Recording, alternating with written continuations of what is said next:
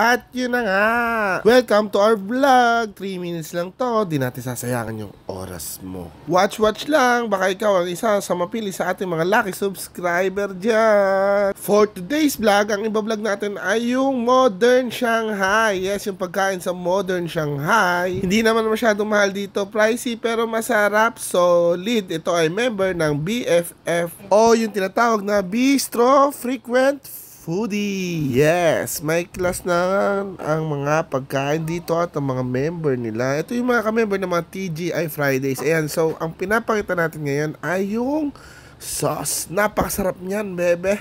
Dito nga pala to matatagpuan sa may SM Santa Rosa. Yes, SM. Hindi SM.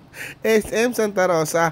Ang sarap ng orange chicken nila dito. Talagang hindi makalimutan, pati yung kanilang fried rice. Solid. Ang daming laman. Ayan o, diba? Halatang halata naman. Nag-enjoy ako dyan. Ayan o, sobrang sarap niyang pork. Sweet and sour. At yung orange chicken, grabe, sarap niyan, orange. Ito talaga yung binabalik-balikan ko dito. Talaga yung kanilang fried rice na may hipon pa, pati yung kanilang dumpling. Napakasarap dito guys, sobrang solid.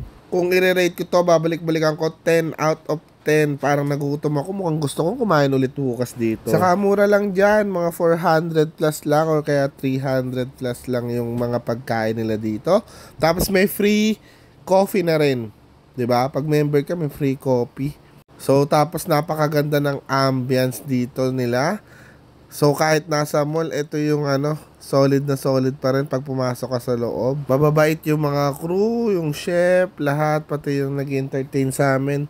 Mababait. At saka, very masarap. Yun lang ang masasabi ko talaga. Tatapusin ko yung video na to ng solid, masarap. Babalikan ko to. Solid.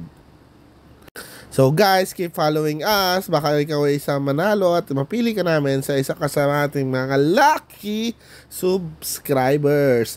Lalo na sa YouTube, doon kayo manood. Let's go!